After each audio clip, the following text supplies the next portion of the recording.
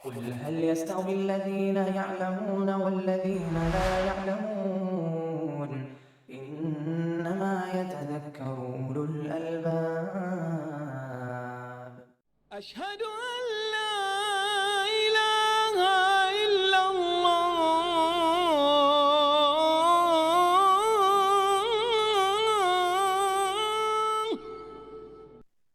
الحمد لله الصلاة والسلام على رسول الله وعلى آله وصحبه ومن اهتدى بهداه أما بعد. عن البراء بن عازب رضي الله عنهما قال: رمقت الصلاة مع محمد صلى الله عليه وسلم فوجدت قيامه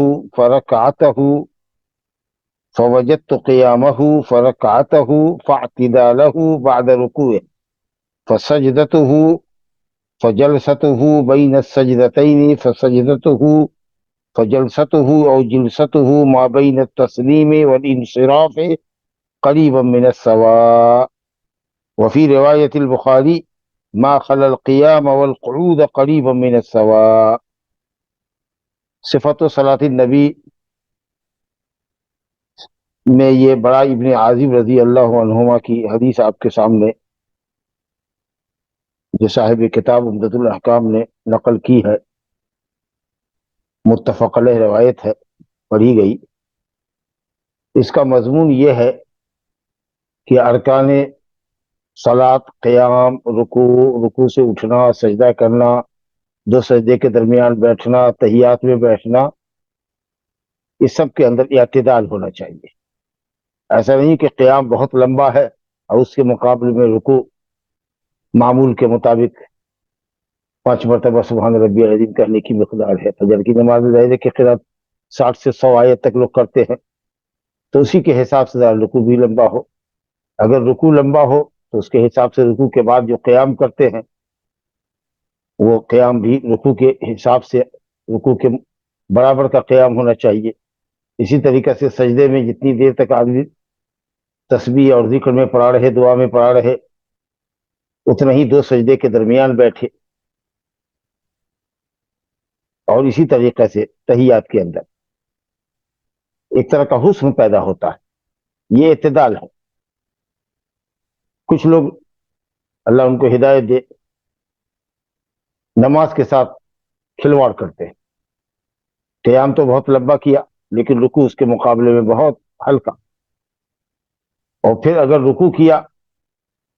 مثال کے طور پر 5 مرتبہ سبحان ربی العظیم کہنے کے اندازے کے مطابق وقت لگایا رکوع میں، تو پیٹھ ابھی رکوع کے بعد سیدھی بھی نہیں ہوئی کہ سجدے میں گر گئے، یعنی ان کا قیام رکوع کے قریب بھی نہیں ہے، برابر ہونا تو بہت دور کی بات۔ اور یہی حال کہ سجدے میں اگر 5 مرتبہ 7 مرتبہ سبحان ربی الاعلیٰ کہتے ہیں تو پھر سجدے کے بعد جو اٹھتے ہیں تو سیدھے طریقے سے بیٹھ بھی نہیں پاتے، پیٹھ کی ہڈی کمر تک سیدھی نہیں ہو پاتی، اس کے اندر جو دعا آئی ہے اس دعا کو پڑھ بھی نہیں کوئی پاتا، فوراً سجدے میں چلے جائیے۔ اگر نہیں جاتے ہیں فوراً تو عجب نہیں کہ آپ سجدے کا ذکر پڑھ رہے ہوں، دعا پڑھ رہے ہوں، اللہم اغفر لی رب اغفر لی وارحمنی واہدنی وعافنی واجبرنی وارزقنی، اور امام سجدے کو سجدے سے اٹھا لے تو آپ کی برکت۔ ایسا لگتا ہے جیسے کہ مرغے کی چونچ مار رہے ہیں۔ بہت سے لوگوں کی عادت ہوتی ہے کہ صاحب نمازوں کے اندر دائیں بائیں گوشے چشم سے دائیں بائیں دیکھتے رہتے ہیں جیسے لومڑی کی آنکھ چل رہی ہے۔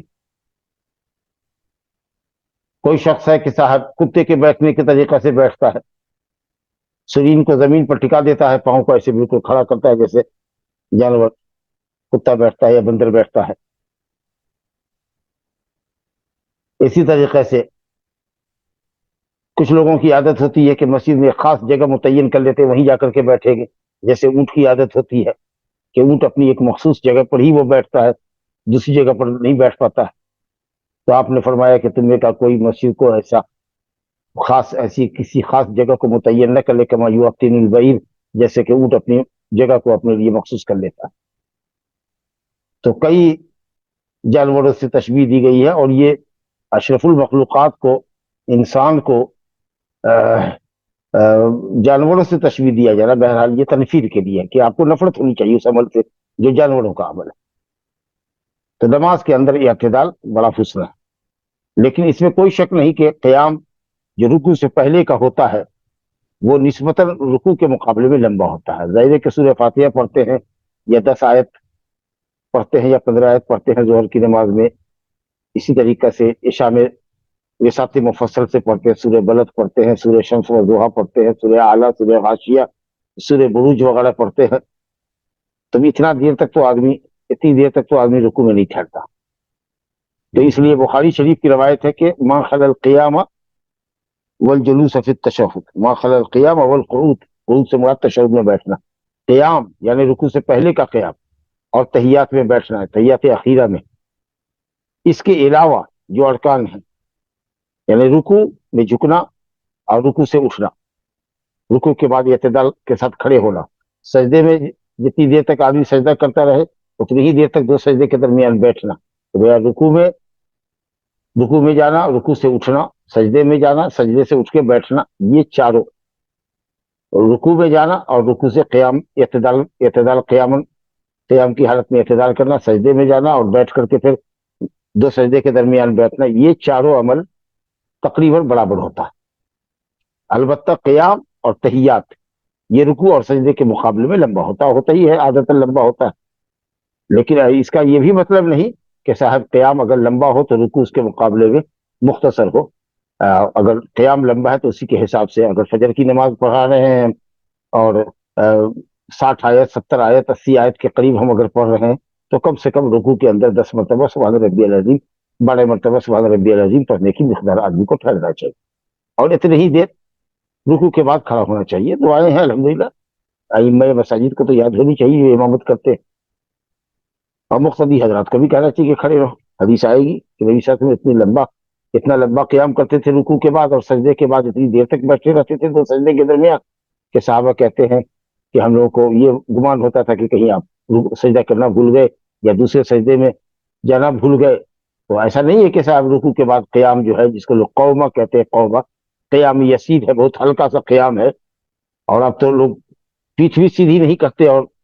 جھٹ سجدے کے اندر گر جاتے ہیں. تو یہ بے اعتدالی کی نماز ہے, جبری کی نماز اس طریقے سے باطل ہو جائے. لیکن یہ حسن ہے کہ آدمی جتنی دیر سجدے میں رہتا ہے اتنی دیر سجدے کے درمیان میں بیٹھے, 2 سجدے کے درمیان بیٹھے, جتنی دیر رکوع میں رہتا ہے اتنی دیر تک بیٹھے, قریب من السواء, ایک دم ایکوریٹ نہیں لیکن قریب اندازہ ہو کہ بالکل برابر ہے. اور اسی طریقے سے قیام کی لمبائی کے حساب سے رکوع اور سجدہ بھی تھوڑا سا عادتاً لمبا ہونا چاہیے. اب ظاہر ہے کہ ایک آدمی اگر صلاۃ الکسوف پڑھ رہا ہے اور 1 گھنٹے تک وہ پڑھتا رہے گا, تو قیام میں مثال کے طور پر اگر وہ 1 پارہ پڑھتا ہے پہلے قیام میں اور پہلی رکعت کے دوسرے قیام میں 1 پارہ پڑھتا ہے, تو ظاہر ہے کہ 1 پارہ پڑھنے کے حساب سے اگر اس میں وقت لگتا ہے 20 منٹ 25 منٹ لگتا ہے, آدھا گھنٹہ لگتا ہے, تو ظاہر ہے کہ رکوع اس کے حساب سے کم 5-7 منٹ کا تو لمبا ہونا چاہیے. اب ایسا نہیں کہ صاحب قیام تو کر رہے ہیں آپ 20 منٹ کا اور رکوع کر رہے ہیں 1 منٹ کی, تو اس کے حساب سے ہونا چاہیے. یعنی قیام اور رکوع کے درمیان بھی ایک دم بین فرق نہیں ہونا چاہیے کہ قیام بہت لمبا ہے اور رکوع اس کے مقابلے میں جو عادتاً آپ کرتے ہیں وہ ہونا چاہیے. قیام کے حساب سے رکوع ہونا چاہیے, ورنہ رکوع یا قیام اور تحیات تو لمبی ہوتی ہی ہے, لیکن کوشش کرنی چاہیے کہ صاحب قیام کے حساب سے رکوع بھی ہمارا لمبا ہو, اور رکوع میں اور رکوع سے اٹھنے میں, سجدے میں اور سجدے سے اٹھ کے بیٹھنے میں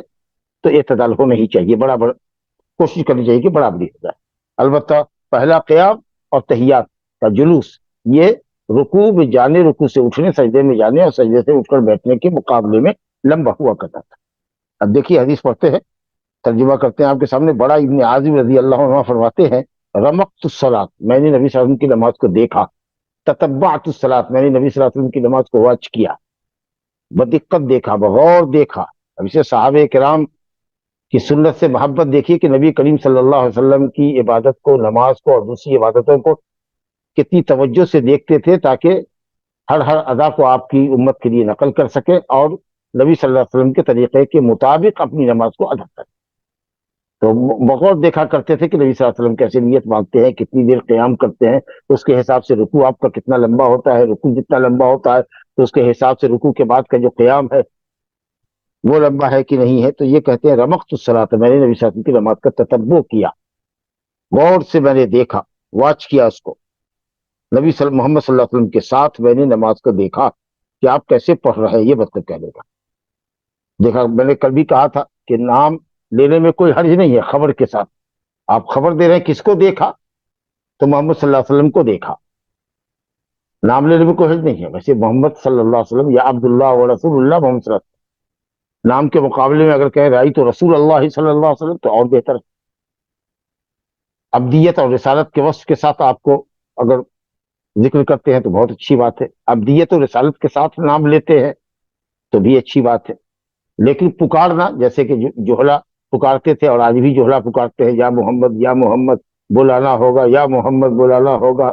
تم کو جلوہ دکھانا ہوگا، یا محمد کی رٹ اس زمانے بھی ممنوع تھی، آج بھی ممنوع ہے. محمد صلی اللہ علیہ وسلم کا نام رسالت اور ابدیت کے وصف کے ساتھ لینا چاہیے. غلو سے پرہیز کرتے ہوئے عام لوگوں کے نام کے طریقے سے نہیں لینا چاہیے. رمقت الصلاۃ مع محمد صلی اللہ علیہ وسلم خبریہ جملے میں نام لیا جا سکتا ہے، پکارنے میں نام نہیں لینا چاہیے، یہ بھی ادبی ہے. تو کہتے ہیں کہ میں نے نبی صلی اللہ علیہ وسلم کی نماز کو بغور دیکھا، فوجدت قیامہ تو میں نے آپ کے قیام کو، فرکعتہ اور آپ کی رکوع کو، کیونکہ قیام کے بعد اگر لفظ رکعت آئے تو رکعت کا لفظ رکوع کے لیے، ویسے رکعت تو قیام، رکوع اور سجدے کے مجموعے کو کہتے ہیں. من ادرک رکعتا من الصلاۃ قبل ان تغرب الشمس فقد ادرک العصر. کسی شخص نے اگر ایک رکعت نماز پالی سورج ڈوبنے سے پہلے تو اس نے نماز پالی، یعنی وقت نماز پالی. اگرچہ 3 رکعت سورج ڈوبنے کے ساتھ یا اس کے بعد پڑھی ہے، لیکن کنٹینیو پڑھ رہا ہے. لیکن ایک رکعت پڑھا تھا کہ سورج ڈوب گیا،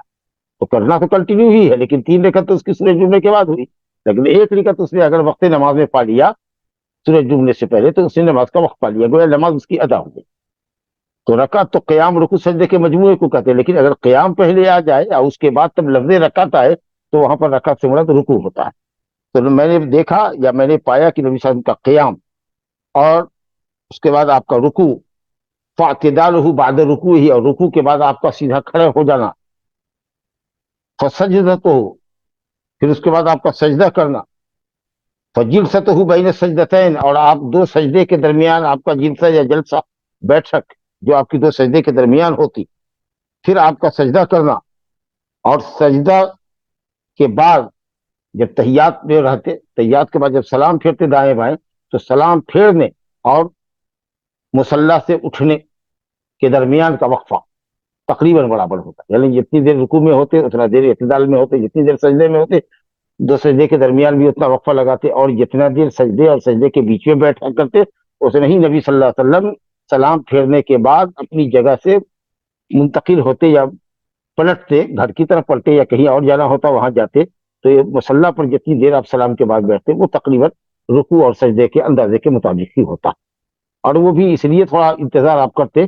کہ عورتیں جو پیچھے ہوتی تھی آپ کے وہ مسجد سے نکل جائیں. ان کو حکم تھا کہ جیسے ہی امام سلام پھیرے آپ نکل جائیں تاکہ راستے میں مرد و زن کا اختلاف نہ ہو. ویسے عام حالات میں جو حکم ہے کہ نبی صلی اللہ علیہ وسلم دائیں بائیں سلام پھیرنے کے بعد استغفر اللہ، قال استغفر اللہ ثلاثا، اور اس کے بعد کہتے ہیں اللہم انت السلام ومنک السلام تبارک یا ذو الجلال والاکرام، اور اتنا کہنے کے بعد اب اٹھے. تو اتنی دیر تک امام کو مصلی پر بیٹھنا چاہیے. تو یہ تھا نبی صلی اللہ علیہ وسلم کا سلام پھیرنے اور وہاں سے جگہ چھوڑنے کے درمیان کا جو بیٹھک ہوتی تھی آپ کی، وہ بیٹھک تقریباً اتنی ہی ہوتی جتنی کہ 2 سجدے کے درمیان ہوتی یا جتنا وقت آپ سجدے میں لگاتے. یہ نماز کا حسن ہے. لیکن یہاں جیسا کہ آپ نے حدیث ملاحظہ کیا، مسلم میں الفاظ ہے فوجدت قیام، آپ کے قیام کو یعنی رکوع سے پہلے کے قیام کو، آپ کی رکوع کو، آپ کے رکوع سے اٹھنے کو، سجدے کے درمیان بیٹھنے کو، اور اسی طریقے سے سلام اور انصراف کو، جگہ پلٹنے تھے کہ وقفے کو برابر پایا. تو ایسا کبھی ہوتا تھا کہ قیام کے حساب سے رکوع ہوتا تھا، ورنہ بخاری شریف کی روایت میں ہے ما خل القیام والقعود، قیام اور قعود کے علاوہ یعنی رکوع سے پہلے کا قیام اور تحیات کا قعود اور جلوس یہ لمبا ہوتا رکوع اور رکوع سے اٹھنے کے مقابلے میں، جیسا کہ میں نے پہلے عرض کیا. تو نسبتاً قیام، رکوع سے پہلے کا قیام اور تحیات اخیرہ میں بیٹھنا، جسے تحیات پڑھتے ہیں، سلام پڑھتے ہیں، درود پڑھتے ہیں، دعا پڑھتے ہیں، ظاہر ہے کہ یہ رکوع اور سجدہ کے مقابلے میں لمبا ہے. تو معلوم یہ ہوا کہ رکوع اور رکوع سے اعتدال، سجدہ اور سجدے کے درمیان اعتدال کے ساتھ بیٹھنا، اطمینان کے ساتھ، یہ تقریباً برابر ہوتا ہے. ورنہ قیام اور تحیات تو لمبا ہوتا ہی، لیکن ایسا بھی نہیں کہ صاحب قیام اگر بہت لمبا ہے، 100 آیت کے اندازے سے ہے یا 50 آیت آپ پڑھ رہے ہیں قیام کے اندر، تو رکوع 3 مرتبہ اور 5 مرتبہ سبحان ربی العظیم پڑھ رہے ہیں، بلکہ رکوع میں بھی 10 مرتبہ سبحان ربی العظیم پڑھیے تاکہ ایک بیلنس رہتا ہے۔ ہذا وباللہ توفیق۔ دوسری حدیث ہے عن ثابت البنانی عن انس بن مالک رضی اللہ عنہ قال انی لا آلو ان اصلی بكم كما كان رسول اللہ صلی اللہ علیہ وسلم يصلي بنا قال ثابت فكان انس يصنع شيئا لا اراكم تصنعونه كان اذا رفع راسه من الركوع انتصب قائما حتى يقول القائل قد نسي واذا رفع راسه من السجدة مكث حتى يقول القائل قد نسي۔ اسی مفہوم کی روایت یہ بھی ہے جو ابھی ہم نے پڑھی۔ ثابت بنانی رضی اللہ عنہ رحمۃ اللہ علیہ کہتے ہیں انس بن مالک رضی اللہ عنہ سے روایت کرتے ہیں، حضرت انس بن مالک رضی اللہ عنہ نے ایک مرتبہ کہا ثابت بنانی سے کہ انی، یا جو صاحب وہاں تھے نماز کا وقت تھا، کہا کہ انی لا آلو لا اقصر، میں کبھی کچھ بھی کمی نہیں کروں گا کہ میں تم لوگوں کو نماز پڑھاؤں ویسی نماز جیسا کہ نبی صلی اللہ علیہ وسلم ہم لوگوں کو نماز پڑھایا کرتے، جس طریقہ سے ہم نے رسول اللہ صلی اللہ علیہ وسلم کو نماز پڑھتے ہوئے دیکھا ہے، ہم بھی تم لوگوں کے سامنے ویسے ہی نماز پڑھیں گے، کوشش کریں گے کہ ویسے ہی نماز پڑھیں تاکہ تم دیکھو اور نبی صلی اللہ علیہ وسلم کی نماز کی اقتدا کرو۔ تو صحابہ کرام، میں نے پہلے بھی عرض کیا کہ صحابہ کرام نبی صلی اللہ علیہ وسلم کی عبادت کے طریقے کو بہت غور سے دیکھتے تھے اور اس کو قلب و ذہن میں جگہ دیتے تھے تاکہ اقتداء رسول مکمل ہو۔ تو کہا کہ میں اس سے کوتاہی نہیں کروں گا، یعنی حد درجہ امکانی حد تک، ممکن حد تک کوشش کروں گا کہ میں ویسے ہی نماز ان کو پڑھاؤں جیسے کہ میں نے محمد صلی اللہ علیہ وسلم کو دیکھا ہے کہ آپ ہمیں نماز پڑھائی کرتے تھے، جیسی نماز آپ نے ہم لوگوں کو پڑھائی ویسے ہی میں تمہیں پڑھاؤں گا اور اس میں کوئی کمی نہیں کروں گا۔ تو معلوم ہوا کہ ہر شخص کو، ہر امام کو، ہر منفرد کو، اور مقتدی تو خیر امام کی تابعداری کرتا ہے، پیروی کرتا ہے، تو اس کو چاہیے کہ سنت کی پیروی کرے، نماز کے اندر سنت کی پیروی کرے۔ نبی صلی اللہ علیہ وسلم کی نماز کا طریقہ جو ہم پڑھ رہے ہیں، کس طریقہ سے آپ کا قیام ہوتا تھا رکوع سے، اور رکوع کے بعد کا لمبا وقت قیام ہوتا تھا اعتدال کے ساتھ کہ پوری پیٹھ سیدھی ہو جائے اور سمع اللہ لمن حمدہ ربنا لک الحمد حمدا کثیرا طیبا مبارکا فیہ ہو جائے، تو اس کی پرواہ کرنی چاہیے۔ یہ نہیں کہ صاحب کسی نے اگر کہہ دیا کہ منشا بہت لمبی نماز پڑھتے ہیں ذرا ہلکی پڑھیے، یا کسی نے یہ کہا کہ بہت ہلکی پڑھتے ہیں کچھ اور لمبی پڑھیے، تو کس کی بات آپ رکھیں گے،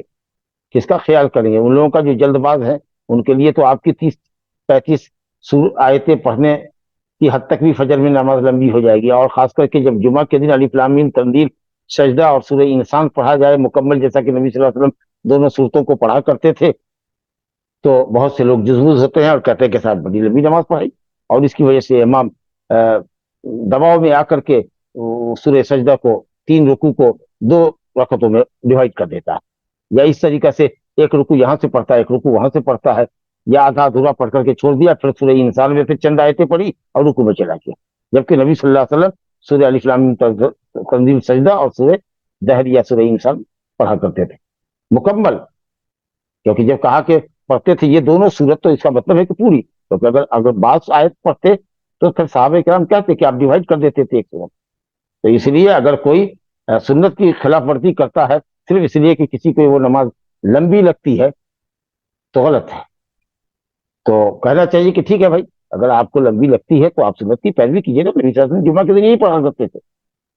اور وہاں بھی کمزور اور ضعیف اور بیمار لوگ ہوا کرتے تھے، اور عورتیں آتی تھی اور بچے بھی ان کے ساتھ ہوا کرتے تھے، اور اگر آپ کو یہ طریقہ نہیں پسند ہے سنت کا تو پھر آپ جان کہ مسجد میں آ کے پڑھیے گا کہ گھر پڑھیے گا، لیکن بہرحال میں کسی کے کہنے پر سنت رسول کو چھوڑ دوں یا قرأت رسول کی قرأت کی پیروی نہ کروں تو یہ بات تو ٹھیک نہیں۔ البتہ یہ ہے کہ نبی صلی اللہ علیہ وسلم کبھی کبھی نادراً بہت لمبی پڑھتے تھے، جیسے مغرب کی نماز میں سورہ اعراف پڑھ لیا، بہت لمبی، میرا خیال ہے کہ 3 رکعت پڑھنے میں شاید 1 گھنٹہ لگ جائے یا اس سے بھی زیادہ، قریب عشاء کا وقت ہو جائے۔ کبھی سورہ مرسلات پڑھتے آپ مغرب میں، تو یہ نادر احوال میں ہوتا، عام طریقے سے نبی صلی اللہ علیہ وسلم کی نماز معتدل ہوتی، نہ بہت لمبی ہوتی نہ بہت مختصر ہوتی،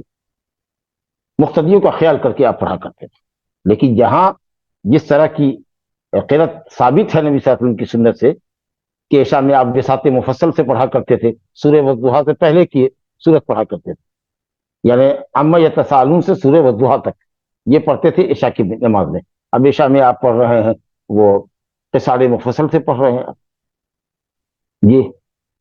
سورہ قاریہ پڑھ رہے ہیں، یہ حمزہ پڑھ رہے ہیں، یا اس طرح کی سورہ والتین والزیتون پڑھ رہے ہیں، تو آدمی کو اس قرأت کا لحاظ کرنا چاہیے۔ بہرحال تو یہاں یہ کہہ رہے ہیں کہ میں انشاءاللہ کوئی کمی نہیں کروں گا اس نماز کی پیروی جو میں نے کی ہے نبی صلی اللہ علیہ وسلم کے ساتھ، اور جس طرح آپ نماز ہمیں پڑھایا کرتے تھے اسی طریقے سے میں تم لوگوں کو پڑھاتا ہوں، تاکہ تم میرے ذریعے نبی صلی اللہ علیہ وسلم کا عملی طریقہ دیکھو کہ آپ کیسے نماز پڑھاتے ہیں۔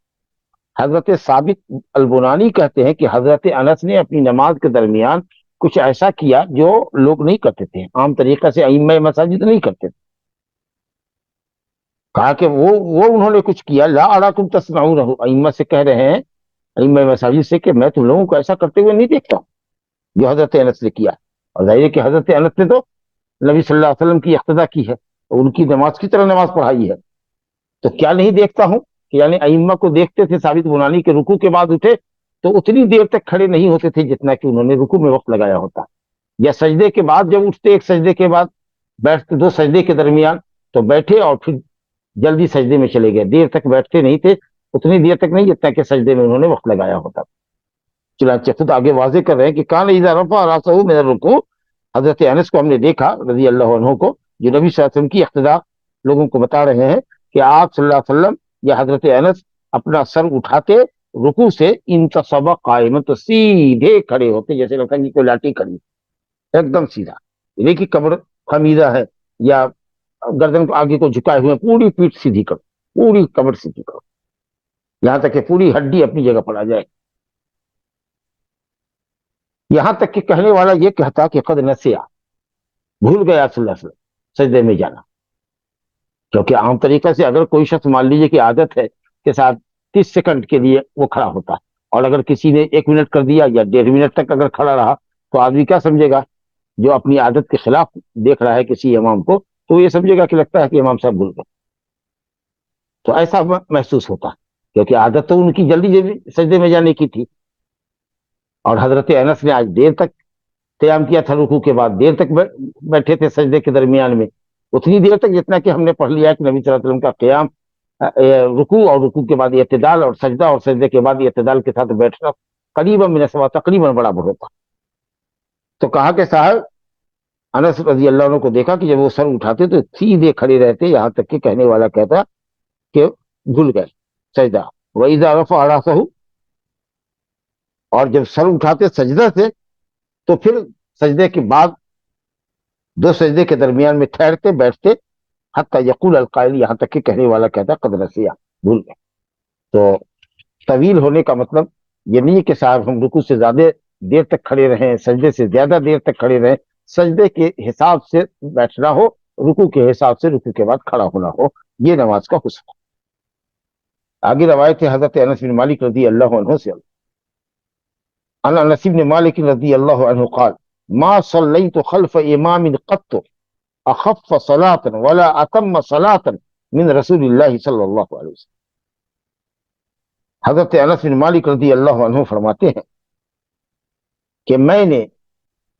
کبھی کسی امام کے پیچھے ایسی نماز نہیں پڑھی جو نبی صلی اللہ علیہ وسلم کی نماز سے زیادہ مکمل اور زیادہ ہلکی، یعنی میں نے اب تک جتنے اماموں کے پیچھے نماز پڑھی ہے اس میں کوئی بھی امام ایسا نہیں ہے جو نبی صلی اللہ علیہ وسلم سے زیادہ مکمل نماز پڑھتا ہو اور آپ سے زیادہ ہلکی نماز پڑھتا۔ اللہ، مکمل ہونے میں تو کوئی شک کی بات ہی نہیں ہے، کیونکہ نبی صلی اللہ علیہ وسلم کی نماز ہے، آپ سے بڑھ کر مکمل نماز کس کی ہوگی؟ جو حضرات آپ کی اقتدا کرتے تھے ان کی نماز سے بہتر کس کی نماز ہوگی؟ لیکن جہاں تک ہلکے کا سوال ہے تو ہلکا وہی ہے جو نبی صلی اللہ علیہ وسلم اعتدال کے ساتھ کیا کرتے تھے، وہی ہلکا ہے۔ تو آج ہم لوگوں کی جو بے اعتدالی ہے، قیام اور رکوع کے درمیان کا فرق، اور پھر رکوع اور رکوع سے اٹھنے کے درمیان جو وقت تقریباً برابر ہونا چاہیے، اس میں جو بے اعتدالی ہے ہماری، اس کے مقابلے میں نبی صلی اللہ علیہ وسلم کی نماز اعتدال پر مبنی ہوتی، ہلکی بھی ہوتی، مکمل بھی ہوتی۔ اور حدیث میں ہے کہ نبی صلی اللہ علیہ وسلم یہ رحمت للعالمین صلی اللہ علیہ وسلم اگر کبھی چاہتے بھی کہ قیام لمبی کریں، رکوع لمبا کریں، تو بچے کے رونے کی آواز سنتے تو یہ سوچ کر کے کہ اس کی ماں پریشان ہو جائے گی، آپ صلی اللہ علیہ وسلم نماز کو ہلکی کر دیا۔ تو نبی صلی اللہ علیہ وسلم مکمل ترین نماز پڑھتے تھے اور ہلکی بھی، انتہائی ہلکی نماز پڑھتے تھے تاکہ نمازیوں پر گرا نہ گزرے، لیکن حسن اور اعتدال ارکان کی ادائیگی کے اندر کبھی آپ سے چھوٹتا نہ تھا۔ اس باب کی 10ویں حدیث صفت صلاۃ النبی کے اندر ابو قلابہ عبداللہ بن زید الجرمی البصری کہتے ہیں کہ جاءنا مالک بن الحویرث رضی اللہ عنہ فی مسجدنا ھذا، انہوں نے اپنی مسجد کے اندر مسجد کی طرف اشارہ کر کے کہا کہ مالک بن حویرث رضی اللہ عنہ ہماری اس مسجد میں آئے۔ یہ کہہ کر کے کہ کون آیا اور کہاں آیا، اس کی صراحت اس بات کی دلیل ہے کہ راوی نے واقعے کو خوب اچھی طرح سے ضبط کیا،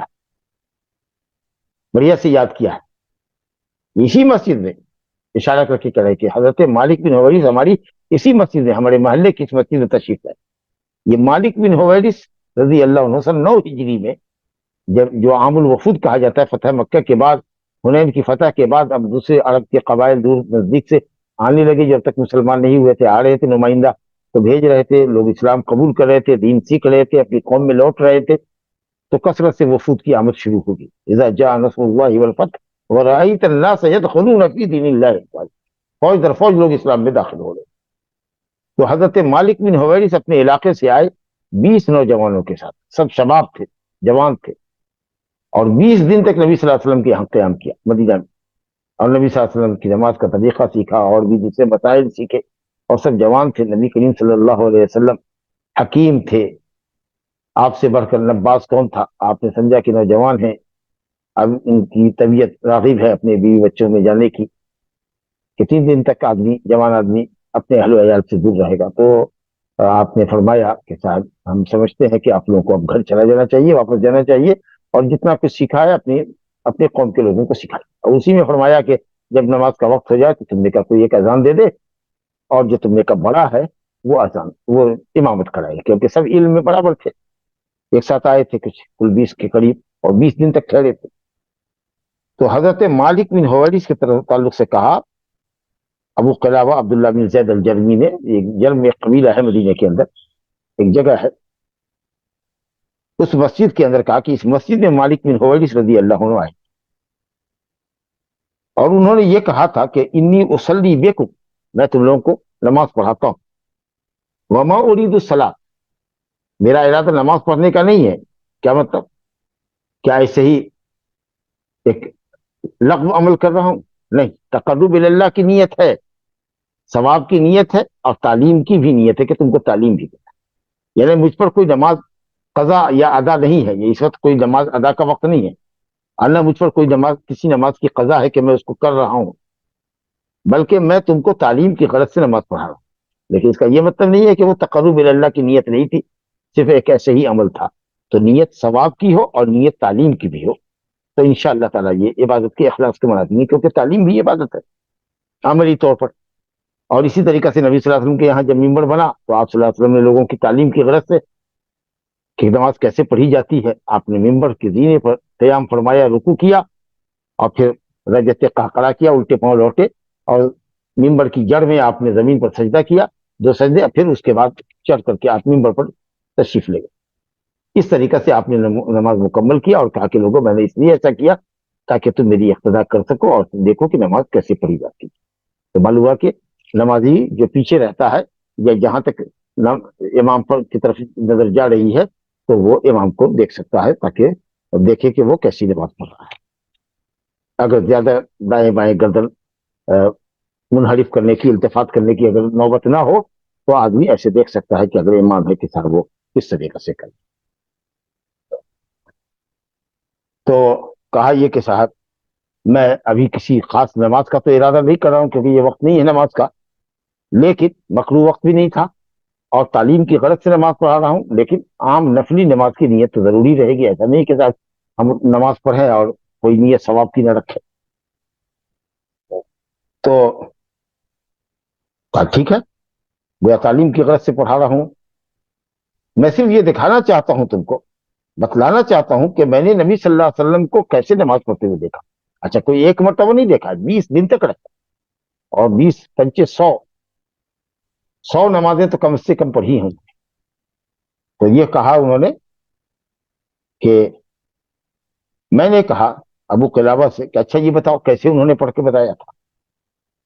ایوب سختیانی جو ابو قلابہ سے روایت کرتے ہیں، انہوں نے ابو قلابہ سے کہا عبداللہ بن زید جرمی سے کہ جو آپ نے کہا کہ مالک بن حویرث آئے اس مسجد میں اور انہوں نے نبی صلی اللہ علیہ وسلم کی نماز کا طریقہ ہم لوگوں کو عملی طور پر سکھلایا، تو میں نے ان سے کہا کہ کیا دیکھا آپ نے، کیسے انہوں نے پڑھایا. انہوں نے مجھ کو بتایا کیف کان یصلی، کیسے نبی صلی اللہ علیہ وسلم پڑھتے تھے. تو انہوں نے کہا کہ مثل صلاۃ شیخنا ھذا، عمر ابن سلمہ رضی اللہ عنہ اس مسجد کے امام تھے، تو ہمارے اپنے اس امام صاحب کی طریقے، ان کو دیکھو نماز پڑھتے ہوئے نا. تو امام کی طرف اشارہ کر کے کہا کہ عمر ابن سلمہ رضی اللہ عنہ کی طریقے سے، جو ہمارے شیخ ہیں ہمارے امام ہیں، انہی کے طریقے سے مالک بن حویرث نے نماز پڑھائی. اب کیا چیز ہے خاص، ایک چیز جس کے اوپر فوکس کر رہے ہیں وہ یہ ہے کہ وَكَانَ يَجْلِسُ إِذَا رَفَعَ رَأْسَهُ مِنَ السُّجُودِ قَبْلَ أَن يَنَامَ. حضرت مالک بن حویرث اور یہ ہمارے جو امام صاحب ہیں امام مسجد عمر ابن سلمہ، یہ جب سجدے سے سر اٹھاتے، یعنی دوسرے سجدے سے سر اٹھاتے،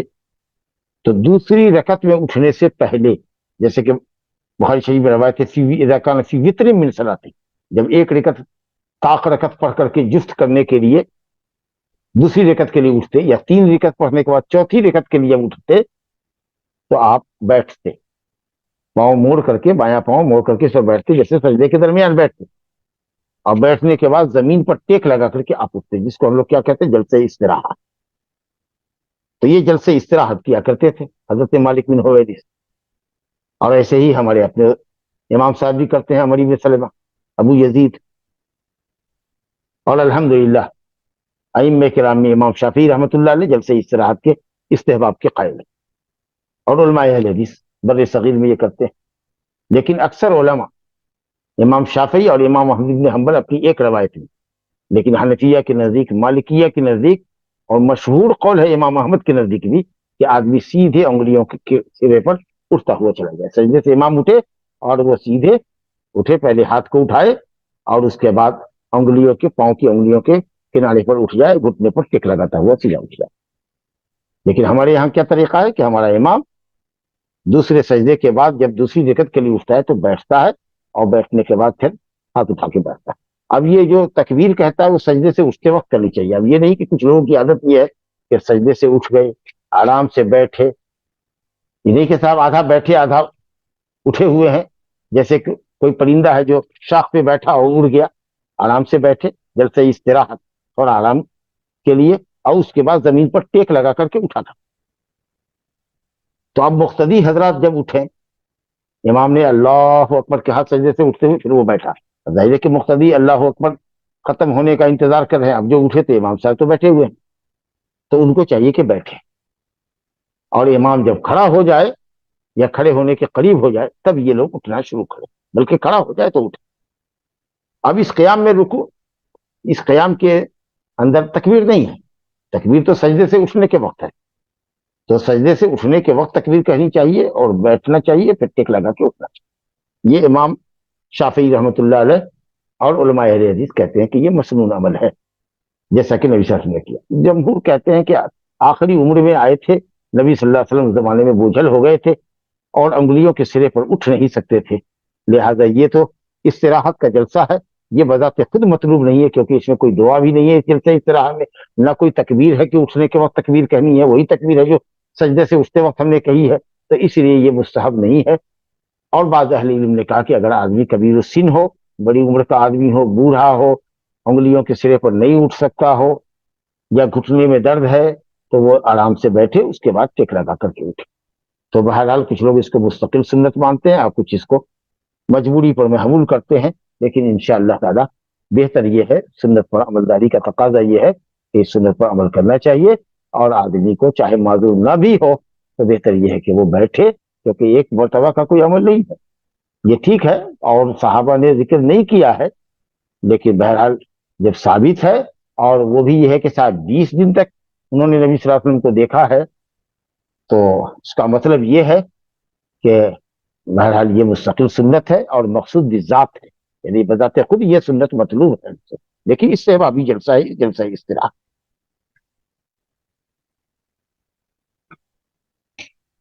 تو مقتدیوں کو اصل میں یہ بات کہنی تھی جو آپ نے کہی بھی، کہ اس کو یقینی بنائیے کہ اگر امام 2 سجدے کے بعد دوسری رکعت کے لیے یا 3 رکعت کے بعد چوتھی رکعت کے لیے اٹھتا ہے، اور جب آپ سجدے سے اٹھے اور دیکھا کہ امام تکبیر کہہ کے بیٹھا ہوا ہے اور وہ اٹھنا چاہتا ہے، تو آپ بیٹھے رہیے، امام کے اٹھ جانے کا انتظار کیجیے۔ ایسا نہیں کہ صاحب کچھ لوگ اٹھے اور امام کے ساتھ اٹھنے لگے۔ جو لوگ انگلیوں کے سرے پر سیدھے اٹھتے ہیں اللہ اکبر کہتے ہوئے، تو ان کی تو اٹھتے ہوئے تکبیر ہوتی ہے، اور قیام میں جا کر کے وہ اللہ اکبر ختم کرتے ہیں جب تک قوم سجدے سے اٹھے، جب تک امام ان کا کھڑا ہو چکا ہوتا ہے۔ لیکن ہمارے یہاں تو امام چونکہ 2 سجدے کے بعد جلسے استراحت میں بیٹھتا ہے، اس کے بعد لوگ اٹھے اور امام اٹھ رہا ہے تو اس کے ساتھ ہی وہ اٹھ جاتے ہیں، بلکہ انتظار کرنا چاہیے اور امام کو اٹھنے دینا چاہیے۔ آئیے صاحب ایک اور حدیث دیکھیں، عبداللہ بن مالک ابن بحینہ رضی اللہ عنہ۔ یہ ذرا سے یہاں پر ٹیکنیکل لفظ ہے، عبداللہ بن مالک، عبداللہ بن مالک، عبداللہ مالک کے بیٹے، آگے ہے ابن الف کے ساتھ، بن نہیں ہے، بغیر الف کے نہیں ہے، عبداللہ بن وہاں تو بغیر الف کے ہے، لیکن آگے ابن ہے۔ تو اگر ایسا ہو عبداللہ بن مالک ابن بحینہ، تو یہ جو ہے ابن ثانی لفظ ابن جو ہے، جو دوسرے نمبر پر آیا ہے، یہ پہلے نام کے تابع ہوگا، یعنی عبداللہ بن مالک اور عبداللہ بن بحینہ۔ نہیں تو اگر آپ ایسے کیجیے گا عبداللہ بن مالک بحینہ، عبداللہ کی ماں ہے کہ مالک کی؟ عبداللہ کی ماں ہے۔ عبداللہ جس طریقے اس کے باپ ماں دونوں کا نام لیا جا رہا ہے، عبداللہ بن مالک، عبداللہ مالک کے بیٹے، اور ابن اگر آ جائے تو معلوم یہ ہوا کہ یہ ابن تابع ہے اول نام کے، عبداللہ کے، نہ کہ مالک کے، یعنی عبداللہ بحینہ کا بیٹا، تو ماں باپ دونوں کا نام لیا گیا۔ ورنہ اگر باپ کے بعد دادا، دادا کے بعد پردادا کا نام لیا جائے گا تو سب جگہ بن بن رہے گا، الف نہیں رہے گا۔ عبداللہ بن مالک، یا کسی کا نام ہے مثال کے طور پر زید بن عمر بن خالد بن ابراہیم بن فلاں، سب جگہ بن بن ہے، تو اس کا مطلب یہ کہ سب ایک دوسرے کا بیٹا ہے اور آگے والا نام باپ کا نام۔ لیکن عبداللہ بن مالک بن ہے بغیر الف کیا، اس کے بعد ابن الف کے ساتھ ہے، تو اس کا مطلب یہ ہے کہ اب جو نام ابن کے بعد الف کے ساتھ جو ابن ہے، اس کے بعد جو نام آ رہا ہے وہ نام تابع ہے پہلے نام کے، یعنی پہلے نام جو عبداللہ ہے اس کی ماں کا نام۔ چلیے، تو یہاں یہی ٹیکنیک ہے، عبداللہ بن مالک ابن بحینہ، یہ عبداللہ مالک کا بیٹا جو کہ بحینہ کا بھی بیٹا، گویا کہ والد کا نام ان کے مالک ہے، بحینہ ان کی ماں کا نام۔ کہتے ہیں کہ نبی صلی اللہ علیہ وسلم کان اذا صلی فرج بین یدیہ حتی یبدو بیاض ابطیہ، نبی صلی اللہ علیہ وسلم جب نماز پڑھتے، مراد ہے جب سجدہ کرتے، جز بول کے کل مراد لیا گیا، سجدہ بول کر کے نماز مراد لیتے ہیں، رکوع بول کے قیام نماز مراد لیتے ہیں، سورہ فاتحہ کو نماز کہا گیا۔ اللہ کہتا ہے قسمت الصلاۃ بینی و بین عبدی نصفین اذا قال العبد الحمد للہ رب العالمین، اللہ تعالیٰ کہتا ہے قال اللہ تعالی حمدنی عبدی، سورہ فاتحہ کو پوری نماز کہا گیا کیونکہ یہ رکنی نماز ہے۔ تو اسی طریقے سے صلاۃ بول کر کے سجدہ مراد لیا گیا، کیونکہ ہاتھ کو ہٹا کے رکھتے پہلو سے، یہ ہاتھ اس طریقے سے ہٹ کے ہو کہ انہیں اٹھی ہوئی ہو اور یہ بازو ہمارا پہلو سے ہٹا ہوا ہو، یہ کیفیت کہاں ہوتی ہے؟ یہ تو سجدے میں ہوتی ہے۔ نیت تو ہم ایسے باندھتے ہیں جسے ہمارا بازو ہمارے پہلو سے لگا ہوتا ہے، رکوع کے اندر ہاتھ ہمارا گھٹنے پر ہوتا ہے، سجدے کے اندر یہ کہ ہم ہتھیلی سے پر سجدہ کرتے ہیں، اور یہ جو ہمارا زرہ ہے، یہ زرہ، یہ جو حصہ ہے موٹا والا حصہ کہوں سے پہلے کا جو حصہ ہے یہ، اور یہ جو ہمارا آرم ہے بازو، یہ ہمارا پہلو سے اٹھا ہونا چاہیے، زمین سے اٹھا ہو اور پہلو سے بھی ہٹا ہوا ہو جس حد تک ممکن، خاص کر کے جب امام ہو تو اس کے لیے تو پوری گنجائش ہے، منفرد تنہا نماز پڑھنے والا ہے تو اس کے لیے پوری گنجائش ہے، لیکن اگر مقتدی ہو تو زیادہ ہاتھ کو اگر کہنی کو اٹھائے گا اور ہاتھ کو پھیلاوے گا تو بغل والے کو تکلیف ہو، کیونکہ اتنی جگہ تو ہوتی نہیں ہے، تو جس حد تک ممکن ہو ہاتھ کو پھیلائے اور پہلو سے الگ رکھے۔ اور کہنی کو اور زیرہ کو الگ رکھے اور اسی طریقے سے پہلو سے ہٹا کے ممکن حد تک رکھے. اور اعتدال میں یہ بھی داخل ہے سجدے کے اندر کہ پیٹ اپنے زانو پر نہ رکھے یا زانو کو ران کو اپنی پنڈلی پہ نہ رکھے. ہر عضو جسم کا ہر عضو ایک دوسرے سے متمیز ہو، الگ الگ ہو، تاکہ لگے کہ کمفرٹ ہو کر کے سجدہ کر رہا ہے، لیکن جگہ کے حساب سے، خاص کہ جب صف میں ہو آدمی تب. تو کہتے ہیں جب نبی صلی اللہ علیہ وسلم نماز پڑھتے یعنی جب سجدہ کرتے فرج بین یدیہ، تو اپنے دونوں ہاتھ کے درمیان گیپ کرتے، یعنی اپنے ہاتھ کو داہنے پہلو سے الگ رکھتے، کہنی کو زمین سے اٹھا کے رکھتے، اور بائیں ہاتھ کو بائیں پہلو سے ہٹا کے رکھتے. حتیٰ یبدو بیاض ابطیہ، یہاں تک کہ اتنا کرتے، اٹھاتے، اور انگلی سیدھی ہونی چاہیے، نہیں کہ اب انگلی ٹیڑھی ہو جائے. ایسے اگر کر رہے ہیں تو یہ ہاتھ ہمارا بایاں چلا جائے داہنی طرف اور دایاں چلا جائے بائیں طرف. یہ دیکھیے جو ہم کر رہے ہیں، اتنا اٹھایا کہ ساتھ بجائے انگلی قبلہ رخ ہونے کے، ایسے سیدھا ہونے کے، ایسے ہو گئی. دائیں انگلی بائیں طرف گھوم گئی، بائیں انگلی دائیں طرف. ایسی نہیں، انگلیوں کا رخ قبلہ رخ ہونا چاہیے، اور کہنی کو اٹھانا ہے ممکن حد تک، انگلیاں قبلہ رخ ہونی چاہیے. لیکن کہا نا کہ یہ امام اور منفرد کے لیے تو ہے، تنہا پڑھنے والے کے لیے. جماعت والے کے لیے جماعت کا لحاظ کرنا چاہیے، اپنے پڑوسی کو یا جو ساتھ میں لگ کے پڑھ رہا ہے اس کو تکلیف اور اذیت نہ. یہاں تک کہ آپ صلی اللہ علیہ وسلم کے بغل کی سفیدی دیکھی جاتی، بازو کی سفیدی اور بغل کی سفیدی دیکھی جاتی، کیونکہ جو حصہ کھلا ہوتا ہے جس پر دھوپ پڑتی ہے، ہوائیں لگتی ہے، وہ حصہ نسبتاً کالا ہوتا ہے اس حصے کے جو کپڑے سے ڈھکا ہوا ہوتا ہے. اور نبی صلی اللہ علیہ وسلم آستین والا کرتا تو پہنتے نہیں تھے، اکثر آپ صلی اللہ علیہ وسلم چادر ہی پہنتے تھے. ایک چادر کمر میں لپیٹی اور ایک چادر کندھے پہ ڈالی اور کندھے پر چڑھایا. تو اب جو سجدے میں جاتے تو ظاہر ہے کہ یہ حصے سے اگر کوئی سائڈ سے دیکھ رہا ہے، دائیں بائیں سائڈ سے اگر دیکھ رہا ہے، ذرا سا ترچھی نظر سے دیکھ رہا ہے انگوشے چشم سے، تو اس کو یہ والا حصہ جو ہے انڈر آرمس کا حصہ، بازو کے نیچے کا حصہ، وہ دیکھ لیتا. تو اتنا آپ اٹھاتے کہ سجدے میں آپ کے بغل کی سفیدی دیکھی جاتی تھی. تو یہ ہے سجدہ کرنے کا طریقہ. کاہل کی طرح سے، سست کے طریقہ سے پورا ہاتھ کو پہلو سے لگائے ہوئے ہیں اور پیٹ کو ران پہ رکھے ہوئے ہیں، ران کو جو ہے سو پنڈلی پر رکھے ہوئے ہیں. سرین کو ذرا اٹھاؤ اور پیٹ کو ران سے الگ رکھو، اور ہاتھ کو ممکن حد تک کہنی کو اٹھا کے رکھو، پہلو سے الگ رکھو ممکن حد تک، تاکہ ہر عضو تمہارا سجدہ کرے. چلیے صاحب آگے ایک روایت دیکھتے ہیں. عن ابی مسلمۃ سعید بن یزید قال سألت انس بن مالک اکان النبی صلی اللہ علیہ وسلم یصلی فی نعلیہ قال نعم. ابو مسلمہ جن کا نام سعید بن یزید ہے فرماتے ہیں کہ میں نے انس بن مالک سے پوچھا. اب یہ دریافت کرنا علم لینے کے لیے تھا، معلومات حاصل کرنے کے لیے، رہنمائی حاصل کرنے کے لیے تھا، تاکہ عمل کریں، علم میں اضافہ ہو اور عمل میں لے آئیں اس کو. تو یہ ابو مسلمہ جن کا نام سعید بن یزید ہے کہتے ہیں کہ میں نے حضرت انس بن مالک انصاری رضی اللہ عنہ سے پوچھا اکان النبی صلی اللہ علیہ وسلم یصلی فی نعلیہ، کیا نبی صلی اللہ علیہ وسلم اپنے جوتوں میں نماز پڑھتے تھے؟ کیا نبی صلی اللہ علیہ وسلم اپنے جوتوں میں نماز پڑھتے تھے؟ یوں ہی جاننے کے لیے پوچھا ہو، یا ممکن ہے کہ کسی سے بحث ہوئی ہو، علمی بحث، تو اس نے کہا ہو کہ نہیں جوتے میں نماز نہیں پڑھ سکتے ہیں، یا یہی کہتے رہے ہوں گے کہ جوتے میں نماز نہیں پڑھنا ہے، سامنے والا کہتا رہا نہیں پڑھ سکتے ہیں، پڑھنا ہے. تو پوچھا کہ آپ نے تو نبی صلی اللہ علیہ وسلم کے ساتھ نماز پڑھی ہے، تو کیا آپ نے دیکھا ہے نبی صلی اللہ علیہ وسلم کے جوتے میں نماز پڑھتے تھے؟ تو حضرت انس سے کہا نعم، ہم نے دیکھا کہ نبی صلی اللہ علیہ وسلم نے جوتے میں نماز پڑھی. اور یہ تو آپ کا فعل ہوا. قولی حدیث بھی ہے کہ جب تم میں کا کوئی، ابو داؤد شریف کی روایت ہے غالباً ابو سعید خدری سے، کہ جب تم میں کا کوئی مسجد آئے تو اپنے تلے کو دیکھ لے، جوتے کے تلے کو، کہ اس کے نیچے کچھ لگی تو نہیں ہے کوئی چیز گندگی. اگر لگی ہے تو اس کو مٹی پہ رگڑ دے، صاف کر دے. ہو سکتا ہے غلط لگی ہو سکتا ہے گوبر لگا ہوا ہو سکتا ہے کیچڑ لگی ہو، کیچڑ لگا ہو، اور چلے جائیں آپ. تو اس لیے اس کی صفائی ستھرائی ہونی چاہیے، ناپاکی سے اور گندگی سے، یا اسی طریقے سے گوبر وغیرہ اگر لگا ہوا ہے یا کیچڑ لگا ہوا ہے اس کو صاف ستھرا کر کے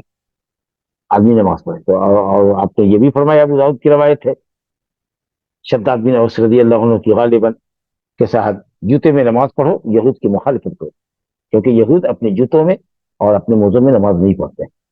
شاید اس لیے کہ حضرت موسیٰ علیہ السلام جب طور پر گئے تو اللہ تعالیٰ نے کہا فخلعن علیک فإنک بالوادی المقدس طویٰ، اپنے جوتے کو اتارو موتا، موسیٰ، جب موسیٰ علیہ السلام رب تعالیٰ کے قریب گئے ہیں وادی مقدس میں کوہ طور پر، اور اس کے نیچے کی جو وادی ہے وہاں انہوں نے جوتا اتارا تو ہم اپنی عبادت خانوں میں جوتا لے کے جائیں، تو آپ نے فرمایا کہ شاید، یہ تو وجہ شاید کر کے بتا رہے ہیں، یہ تو حدیث میں نہیں ہے، اہل علم نے لکھا ہے، تو وہ نماز نہیں پڑھا کرتے تھے، جبکہ جوتا ریموو کرنا آسان ہے بمقابلہ موزہ نکالنے کے، تو کہا کہ ہاں پڑھتے تھے، اور آپ نے فرمایا ہے کہ صاحب یہود کی مخالفت کو، لیکن اب آج کل جو ہماری مسجدیں ہیں وہ بالکل مفروش ہوتی ہیں، اس میں اچھا اچھی قالین، اچھی دری بچھائی گئی ہوتی ہے، اور اس پر اگر جوتا پہن کر کے آ جائیے تو بہت سارے لوگ اس میں چیو جبی ہوتے ہیں، اور ان کے ماتھے پر بل پڑتا ہے اور پریشانی لاحق ہوتی ہے، اور مکروہ بھی سمجھتے ہیں، اہل مسجد بھی مکروہ سمجھتے ہیں کہ گرد غبار لگا ہوا ہے، تو چلیے اگر اس طرح کا فتنہ اور فساد ہونے کا معاملہ ہو اور شور شرابہ ہوتا ہو تو بہتر ہے کہ ریموو کر لینا چاہیے، جوتا کو نکال دینا چاہیے، اور جو اس کی جگہ متعین ہے اس پہ رکھ لینا چاہیے، کیونکہ اگر ایک طرف سنت ہے، استحبابی سنت ہے، سمجھا کہ نہیں، واجب تو کسی نے بھی نہیں کہا، کیونکہ اگر واجب ہو اور اس عمل کو جان بوجھ کے آدمی نہ کرے تو نماز ہی باطل ہو جائے گی، تو کسی اہل علم نے واجب نہیں کہا ہے، یہ الگ بات ہے کہ یہود کی مخالفت کے پہلو سے اگرچہ بعض لوگوں نے کہا ہے کہ اس پہلو سے واجب بنتا ہے، اور نہیں تو کم سے کم مستحب تو ہے، سنت تو ہے، تو چلیے اگر سنت مان کے چلتے ہیں، استحبابی سنت، لیکن مصلی اگر میلا ہوتا ہے یا اس کی وجہ سے دوسرے لوگ پریشان ہوتے ہیں، یا مسجد کی انتظامیہ کو یہ بات گوارا نہیں ہوتی ہے اور پریشانی لاحق ہوتی ہے، تو ایسا نہیں کرنا چاہیے، لیکن اگر کوئی ایسا کرتا ہے اور بالکل مثال کے طور پر چلیے ایک دم تازہ جوتا، ایک دم نیا نیا جوتا، تازہ کیا نیا جوتا خرید کر کے لے کر کے آیا ہے اور وہ ڈبہ وہی کھول رہا ہے مسجد کے اندر اور اس کو پہن کر کے نماز پڑھے، تو بھی لوگ چیو جبی ہوں گے، جبکہ جان رہا ہے کہ اس کے تلے میں کچھ بھی نہیں لگا، تو یہ بھی بات اچھی نہیں ہے کہ بھائی کبھی کبھی سنت پر عمل کرنے تو دو، امام صاحب کر لیں، مقتدی صاحب کر لیں، اور اگر ایسا نہ ہو مسجد میں تو احیاء سنت کے لیے علماء نے کہا ہے کہ اگر آدمی گھر میں اپنی نماز پڑھ رہا ہو یا سفر میں نماز پڑھ رہا ہو یا کسی صحرا میں ربڑ پر، بالو پر یا گھاس پر نماز پڑھنے کی نوبت ہو تو جوتے میں آپ نماز پڑھ لیجیے تاکہ احیاء سنت ہو جائے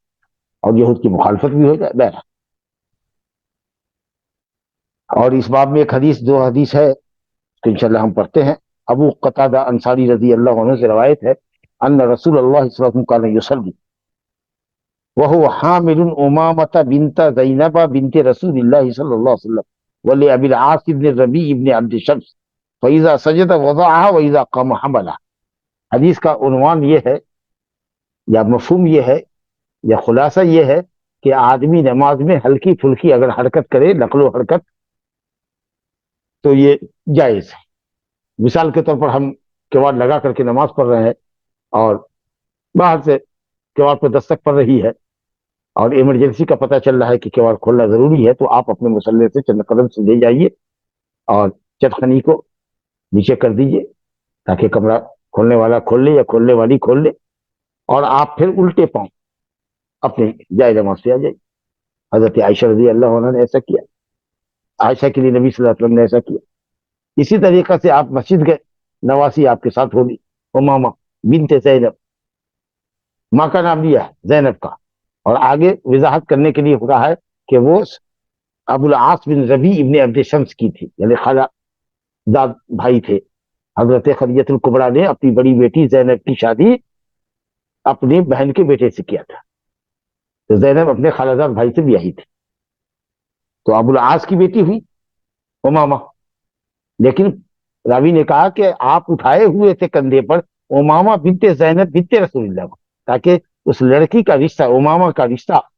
نبی کریم صلی اللہ علیہ وسلم سے ثابت کیا جائے کہ وہ نبی صلی اللہ علیہ وسلم کی دعواتی تھی۔ پھر باپ کا بھی ذکر کیا، تو اس مصلحت سے ماں کا نام لیا گیا، ورنہ آدمی بیٹی کو باپ کی طرف منسوب کرتا ہے، فاطمہ بنت فلاں، صفیہ بنت شمس، باپ کا نام لیتے ہیں، ماں کا نام نہیں لیتے، لیکن یہاں اس لیے نام لیا کہ وہ نبی صلی اللہ علیہ وسلم کی نواسی تھی اور آپ کی بڑی صاحبزادی حضرت زینب رضی اللہ عنہ کی بیٹی تھی، وہ زینب جن کی شادی ان کے خالہ زاد بھائی ابو العاص بن ربیع بن عبد شمس سے ہوئی تھی۔ تو آپ غالباً ماں کے انتقال کے بعد بچی رو رہی تھی، آپ جا رہے تھے، وہ لٹک گئی آپ کے ساتھ، تو آپ نے اس کو اٹھا لیا، اور آپ صلی اللہ علیہ وسلم کی شفقت تو جانتی ہیں بچوں سے کتنی تھی، جانوروں سے کتنی تھی، اور بچے سے شفقت کرنا، بچے سے پیار کرنا انسان کے دل میں نرمی پیدا کرتا ہے. تو آپ نے اس کو اٹھا لیا کندھے پر اور گئے مصلی پر، نماز پڑھا آپ نے. قیام کیا جب تک وہ کندھے پر تھی، جب رکوع میں جانے لگے تو نواسی کو نیچے اتار کے کھڑا کر دیا. پھر رکوع کیا آپ نے، رکوع کے بعد اٹھے، پھر سجدہ کیا، سجدے کے بعد جب دوسری رکعت کے لیے اٹھے پھر اس بچی کو اٹھایا اور کندھے پر ڈال دیا. اب امام مالک رحمۃ اللہ علیہ تعویل کرتے ہیں کہ صاحب نفل نماز میں ایسا ہو چلے گا، فرض میں نہیں چلے گا. بھائی نبی صلی اللہ علیہ وسلم نفل پڑھا رہے تھے یا فرض پڑھا رہے تھے؟ کچھ لوگ یہ کہتے ہیں کہ لڑکی خود لٹک جاتی تھی، خود اتر جاتی تھی، آپ نہیں کرتے تھے. ارے آپ اٹھائے ہوئے تھے، اور جب رکوع میں جاتے تو وضعہا آپ اس کو نیچے رکھ دیتے، اور جب آپ پھر سجدے سے اٹھتے تو حملہا اس لڑکی کو اٹھا کر کے پھر آپ نواسی کو گردن پہ بٹھا دیتے. یہ آپ کر رہے ہیں، ایک مرتبہ اٹھاتے ایک مرتبہ چڑھاتے. اب یہ عمل قلیل ہے، کنٹینیو بھی نہیں ہے کہ تھوڑا تھوڑا عمل کنٹینیوسلی چل رہا ہے. تو عمل قلیل ہو، کسی کی ٹوپی گر گئی ہے اسے اٹھا کے رکھ لیا، کسی کا موبائل گر گیا اسے اٹھا کر کے نیچے والی پاکٹ کے اندر رکھ لیا. تو یہ اگر عمل قلیل ہو اور ضرورت ہو، بلا ضرورت تو نہیں کرنا چاہیے، لیکن اگر عمل قلیل ہو اور بلا ضرورت نہ ہو، ضرورت ہو، تو انشاءاللہ تعالی یہ جائز ہے بلا کراہت. تو یہ سب جو تعویلات کی جاتی ہے کہ یہ نبی صلی اللہ علیہ وسلم کے ساتھ خاص تھا، یا وہ پاک رہی ہوگی، ہماری بچی ہو سکتی ہے کہ درمیان میں اپنے ڈائپر میں پیشاب کر دے، یہ وہ دنیا بھر کی باتیں جو لوگ کرتے ہیں کہ کسی طریقہ سے کہے کہ یہ عمل آپ کے ساتھ خاص. ایسا کچھ نہیں. نبی صلی اللہ علیہ وسلم کا عمل اسوہ حسنہ ہے ہم سب کے لیے. لہٰذا اگر کوئی امام بچی کو لے کے آئے اور اس طریقہ سے وہ کندھے پر رکھ کر کے کرتا ہے تو ٹھیک ہے، لیکن یہ یقین رکھے کہ اس کے ڈائپر میں کسی طرح کی کوئی چیز لگی ہوئی نہیں. اگر استنجا نہیں کیا ہے، اس نے پیشاب پیخانہ نہیں کیا، پوٹی نہیں کیا ہے، اور گمان غالب یہ کہ وہ پاک ہے، اور اس طرح کی کبھی کیفیت ہو جائے تو مقتدی حضرات کو امام کے اوپر اپنا جامع غضب انڈلنا نہیں چاہیے. ایسا امام بھی کر سکتا ہے، مقتدی بھی کر سکتا ہے. لیکن بہرحال یہ ایک آدھ مرتبہ ایسا ہوا، ایسا نہیں کہ اب روز کا روز لے کر کے آئیے اور اسی طرح کی حرکت کیجیے. تو اگر کبھی آپ کا بچہ آپ کے بغیر نہیں رہ رہا ہے اور پریشان ہے تو آپ لے جائیے اس کو. بہرحال تو فیضا سجدہ وضعہا، نبی صلی اللہ علیہ وسلم جب سجدہ کرتے تھے اس کو اتار دیتے. وَإِذَا قَامَ، جب کھڑے ہوتے دوسری رکعت کے لیے یا تیسری رکعت کے لیے یا چوتھی رکعت کے لیے تو پھر زینب کی صاحبزادی امامہ بنت زینب بنت رسول اللہ صلی اللہ علیہ وسلم، کتنی زبردست نسبت، تو اس کو پھر کندھے پر بیٹھا دیتے. تو معلوم یہ ہوا کہ عمل قلیل، العمل القلیل لا یبطل الصلاۃ. مختصر عمل ہو، قلیل عمل ہو، وہ نماز کو باطل نہیں کرتا. اور روایت ہے انس بن مالک رضی اللہ عنہ کی، آگے روایت ہے، نبی صلی اللہ علیہ وسلم نے فرمایا اعتدلوا فی السجود، نماز میں اعتدال، سجدے میں اعتدال کرو، یعنی بالکل سیدھے ہو کر سجدہ کرو. انگلی پاؤں کی زمین پہ ہونی چاہیے، اور قبلہ رخ گاڑ سکو تو اور اچھا ہے. ہاتھ کی انگلیاں بھی قبلہ رخ ہونی چاہیے، ہاتھ کی کلائی زمین پر ہونی چاہیے، باقی کلائی کا حصہ، یہ کف کے بعد والا جو حصہ ہے وہ اٹھا ہوا ہونا چاہیے. جیسا کہ میں نے کہا اعتدال ہونا چاہیے، اطمینان ہونا چاہیے، کسی ایک طرف مائل نہ ہو، آدمی ٹیڑھا نہ ہو، سیدھا ہو، اور کوشش کرے کہ ہاتھ اور پاؤں کی انگلیوں کا رخ قبلہ کی طرف. اور فرمایا ولا یبسط احدکم ذراعیہ انبساط الکلب، اور تم میں کا کوئی اپنے ذرا کو، اپنے ہاتھ کو زمین پر نہ ایسے پھیلائے، نہ بچھائے جیسے کہ کتا اپنی انگلی ٹانگوں کو بچھاتا ہے. لا حول ولا قوت الا باللہ. تشبیہ کسے دی جا رہی؟ کتے سے، نعوذ باللہ، تاکہ اس عمل سے نفرت ہو آپ کو. ایسا نہیں کرنا. تو یہ اعتدال ہونا چاہیے سجدے کے اندر، ہر عضو ایک دوسرے سے متمیز ہونا چاہیے. گھٹنا سجدہ کر رہا ہو، پاؤں سجدہ کر رہا ہو، ہاتھ سجدہ کر رہا ہو، پیشانی ناک پر سجدہ ہو، اور جو کپڑے لٹک رہے ہیں ہمارے وہ کپڑے لٹکے. یہ نہیں کہ صاحب کپڑوں کو سمیٹ کر کے رکھ لیا، یا بال اگر داڑھی کا لٹک رہا ہے تو اس کو اندر کر لیا کہ صاحب وہ مسلح سے آلودہ ہو رہا ہے. تو جو جیسے نیچرلی جو چیز لٹک رہی ہے اس کو لٹک لیں. اعتدال کے ساتھ نماز پڑھیں، سیدھے نماز پڑھیے. اعتدال یعنی دائیں بائیں میلان نہیں ہونا چاہیے، اطمینان کے ساتھ نماز ہونی چاہیے. هذا وباللہ التوفیق وصلی اللہ علی نبینا محمد وآلہ وصحبہ اجمعین. اسی کے ساتھ ہمارا یہ باب صفت صلاۃ النبی کا ختم ہوا، اور انشاءاللہ تعالی آگے بھی جو باب ہے اس کا بھی تعلق اسی سے ہے. اب جیسے کہ باب آگے آ رہا ہے کہ رکوع اور سجدے میں اطمینان کے ساتھ رکوع اور سجدے کو اطمینان سے ادا کرنے کا باب. تو ظاہر ہے کہ اس کا بھی تعلق صفت و صلاۃ النبی سے ہے. بہرحال جو باب ہمارے سامنے تھا وہ الحمدللہ حضرت انس رضی اللہ عنہ کی اس حدیث سے کہ سجدے میں اعتدال کرو اور اپنے بازو کو اپنے ہاتھوں کو اس طریقے سے زمین پر نہ بچھاؤ جیسے کہ کتا بچھاتا ہے. وباللہ التوفیق صلی اللہ علیہ وسلم محمد وعلیہ وسلم. جزاک اللہ خیر شیخ. بات کرو. آپ بھائی بہنوں سے گزارش ہے کہ آپ کے سوال ٹائپ کریں انشاءاللہ. اگر کوئی سنتیں نہیں پڑھ رہا ہے تو کیا وہ گناہ گار ہے؟ اگر سنت موقدہ نہیں پڑھتا ہے تو گنہگار تو نہیں ہے. ایک صحابی آئے زمام بن سالبہ مدینہ کے اندر اور اسی طریقے سے وہ زمام بن سالبہ ہی تھے. اختلاف ہے کہ کس سال میں آئے, 9 میں آئے, 8 میں آئے, 6 میں آئے, کب آئے. بہرحال مدنی زندگی میں آئے اور سن 5 ہجری کے بعد ہی آئے. تو بلکہ غالب گمان یہ ہے کہ سن 9 ہجری میں. پوچھا کہ اسلام کیا ہے؟ لمبی حدیث ہے بخاری شریف کے. کیا اللہ نے آپ کو ایسا حکم دیا ہے, ایسا حکم دیا ہے, نماز 5 وقت کی ہے فرض. ہاں اس کے علاوہ کہا کہ اس کے علاوہ جو ہے وہ سب تطوع ہے. فرض کے علاوہ جو بھی ہے وہ زائد نماز, سنت ہو نفل ہو. یہ تو اصطلاح فقہا کی کہ جس نماز پر تاکید آئی ہے وہ سنت موقدہ ہے, جو جس پر تاکید زیادہ نہیں ہے وہ غیر موقدہ ہے جس کو نفل کہیے. بھائی اور روزہ اللہ نے پر رمضان کا فرض کیا ہے, کہا اس کے علاوہ جو بھی روزے سب نفل. اسی طریقے سے کئی عملوں کے بارے میں انہوں نے پوچھا فرائض اسلام کے تعلق سے, اور آپ نے ان کو فرائض اسلام بتایا. اس کے بعد اس نے کہا کہ والذی بعثک بالحق, قسم اس اللہ کی جس نے آپ کو حق کے ساتھ نبی بنا کر بھیجا ہے, میں فرض کے اوپر قائم رہوں گا, نہ اس سے زیادہ کروں گا نہ کم کروں گا. میں فرائض میں کوئی کمی نہیں کروں گا لیکن نفل کی ادائیگی بھی نہیں کروں گا. تو آپ صلی اللہ علیہ وسلم نے فرمایا دخل الجنت ان صدق, اگر یہ اپنے دعوے میں اور وعدے میں سچا ہے تو جنتی ہو. تو اس سے معلوم یہ ہوا کہ اگر آدمی جان بوجھ کے بھی سنن موقدہ کو چھوڑتا ہے تو گنہگار تو نہیں ہوگا, لیکن یہ عمل اچھا نہیں ہے کہ یہ سنت سے نبی صلی اللہ علیہ وسلم نے محبت کی ہو اور آپ نے قصدن نہیں چھوڑا ہو, بلکہ اگر کبھی ظہر کی سنت چھوٹ گئی ہو ظہر کے بعد والی, تو عصر کے بعد ام سلمہ کے گھر میں جا کر کے آپ نے پڑھا ہو, اور جب ایک مرتبہ پڑھا تو زندگی بھر پڑھتے رہے آپ. تو جس سنت سے آپ کو اتنی محبت ہو, ہم محب سنت متبع سنت ہونے کا دعویٰ کریں اور سنت سے ہم کو دوری ہو. تو یہ ایک اصولی گفتگو ہے کہ وہ گنہگار ہوگا کہ نہیں ہوگا, یہ تو اپنی جگہ پر ہے. جو آپ نے سنا کہ انشاءاللہ وہ گنہگار نہیں ہوگا, اگرچہ دوسرے لوگ کہتے ہیں کہ سنت موقدہ کا تاریخ گنہگار ہے, لیکن صحیح ہے کہ گنہگار نہیں ہے. تاہم یہ جذبہ اتباع سنت اور محبت رسول کے تقاضے کے منافی ہے. جزاک اللہ خیر شیخ. اگر نماز میں آیت الکرسی پڑھ رہے ہو صرف, تو کیا شروع میں اس کے بسم اللہ نہیں پڑھیں گے؟ نہیں پڑھیں گے, نہیں پڑھیں گے. بسم اللہ آپ پڑھیں گے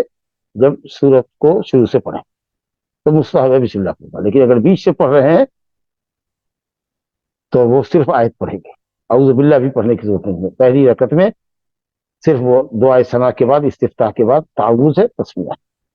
اور بسم اللہ ہر رکعت کے اندر سورہ فاتحہ کے آغاز میں ہے یا ایسی سورت کے آغاز میں جو آپ شروع سے پڑھیں. اگلا سوال, اعتدال کا اصل معنی کیا ہے؟ سجدے میں اعتدال کا مطلب کیا ہے؟ وہی میں نے کہا نا کہ اعتدال مائل ہونا, کسی طرف مائل ہونا, اس کی ضد ہے. سیدھے رہو, ایک دم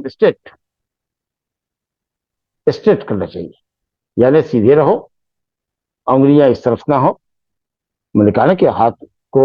گیپ کرنے کے لیے, ہاتھ کو پہلو سے ہٹانے کے لیے لوگ داہنی انگلیوں کو ادھر کر دیا, بائیں انگلیوں کو ادھر کر دیا. سجدے میں ہے تو پاؤں کی انگلیاں ادھر ہے, پاؤں کی انگلیاں ادھر ہے. تو یہ اعتدال ہے, یا اعتدال, اعتدال سیدھا سیدھا رہو, سیدھے کھڑے ہو جاؤ, سیدھے سجدے میں گرو,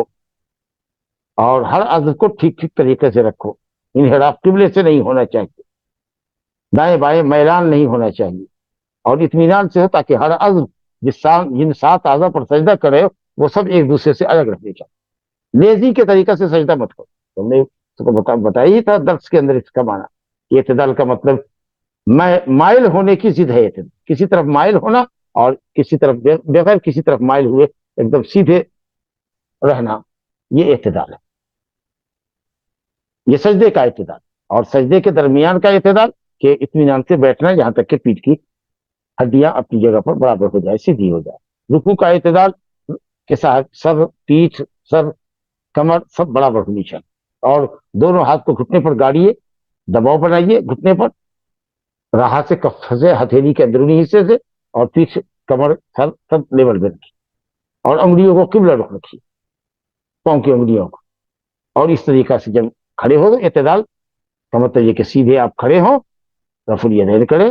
اور اس کے بعد جو دعا ہے اس کے اندر پڑھیں، امام جب سجدے میں سر چلا جائے سر کو سجدے میں ڈال دے، تب آپ کی کمر میں جھکا ہونا چاہیے، یہ ہے اعتدال۔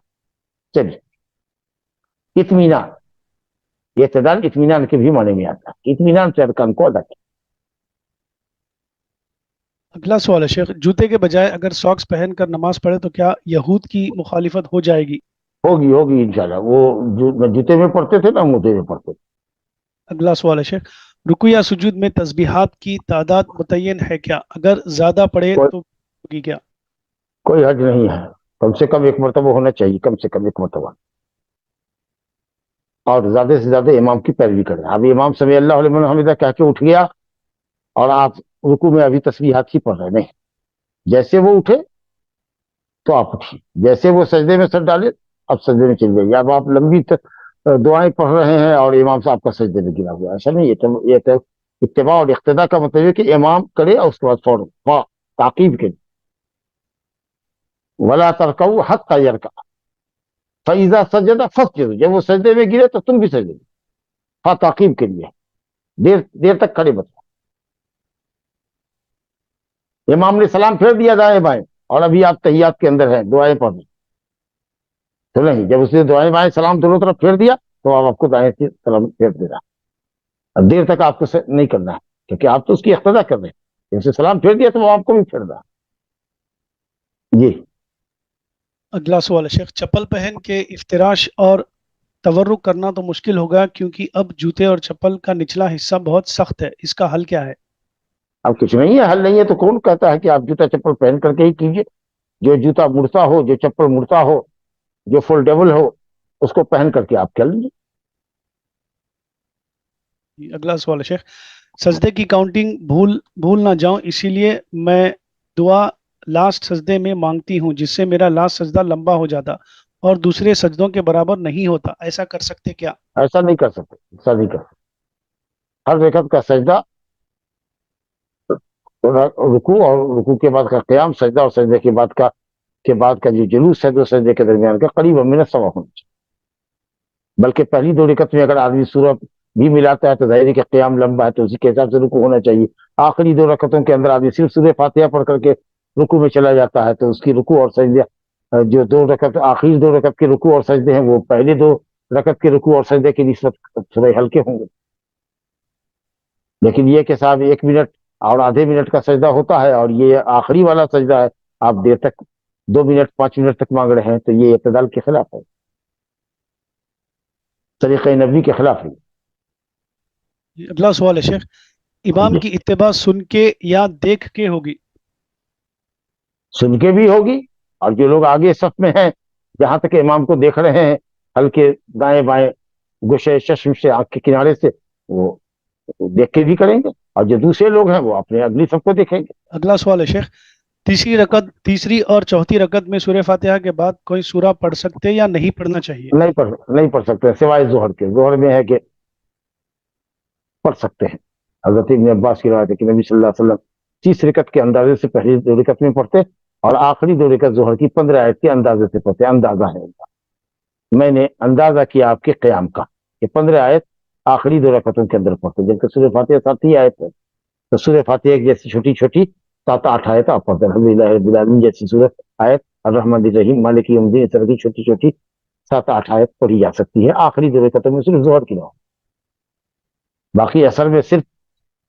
سورہ فاتحہ پڑھیں گے، مغرب کی آخری رکعت میں صرف سورہ فاتحہ پڑھیں گے، عشاء کی آخری 2 رکعت میں صرف سورہ فاتحہ پڑھیں گے، چاہے وہ امام ہو یا مقتدی ہو یا منفرد۔ جی السلام علیکم، اگر غیر محرم کی وجہ سے کوئی عورت بیٹھ کے نماز پڑھے کوئی جگہ میں رک کے جب وہ سفر میں ہو، ایسا کرنا صحیح ہوگا کیا؟ کہیں اگر زمین پر ہے، سواری چل نہیں رہی ہے یا اپنے ہینڈ کی سواری ہے تو قیام نماز پڑھے گی، البتہ غیر آدمی ہے تو اپنا اوپر سے حجاب ڈالے گی، چہرہ چھپا کے رکھے گی تاکہ اجنبی اس کے چہرے کو نہ دیکھے، باقی تو اپنے پورے کپڑے میں، وہ ڈھیلے ڈھالے کپڑے میں عبایا کے اندر اپنے آپ کو چھپائے ہوئی ہے، لہٰذا اپنی گاڑی کے پیچھے یا کسی درخت کے پیچھے نماز پڑھے گی۔ बैठ के नहीं पढ़ना है, क्योंकि क़याम कादिर के लिए, मर्द हो या औरत, अगर क़याम पर कादिर हैं आप, कोई उज़्र नहीं है, तो ये रुकन नमाज है, आपकी नमाज बातिल हो जाए। अगर रुकू क़यामन करते हैं जैसे किया जाता है मुताद आदतन, जब आप घर में करती हैं, उसके खिलाफ अगर आप बैठ करके कर रही हैं, जबकि कोई उज़्र शरई आपके पास नहीं है, कमर का दर्द नहीं है, घुटने का दर्द नहीं है जो आपको रुकू और सजदा में जाने से रोकता हो, तो आपकी नमाज बातिल हो जाए, क्योंकि फर्ज नमाज। जी जी। शेख। या शेख, अगर इमाम नमाज पढ़ा रहे हैं शेख, और मतलब सजदे में उठने के बाद बैठ रहे, फिर कुछ वक्त के बाद उठ रहे, लेकिन वो उनको महसूस हो गया कि उनके जो पीछे मुक्तदी है वो उनसे पहले ही उठ जा रहे, तो क्या वो उनको समझा, नमाज हो जाएगी उनकी, लेकिन यह है कि उनको समझा, एक दो दिन कहेंगे, लोगों को चूंकि आदत नहीं है इसलिए थोड़ा सा प्रॉब्लम होगा शुरू में, लेकिन बार बार नसीहत करते रहें कि आप सजदे से जब उठें तो फिर इमाम को देखें, इमाम पहली सफ वाले इमाम को देखें, दूसरी सफ वाले अपनी अगली सफ को देखें, और जब इमाम उठ जाए तब मुक्तदी उठे, पहली सफ वाला जब उठने लगे तो दूसरी वाला उठे, तीसरी वाला उठे, इस तरीके से कहना पड़ेगा, 2-4 दिन तब्दील करनी पड़ेगी, तो इंशाअल्लाह ताला लोगों की आदत है। जी, और कोई सवाल नहीं है शेख? बारकल्लाहु फीक। वबिल्लाहि तौफीक, जज़ाकल्लाह खैर। वय्याकुम शेख। لا إله إلا الله.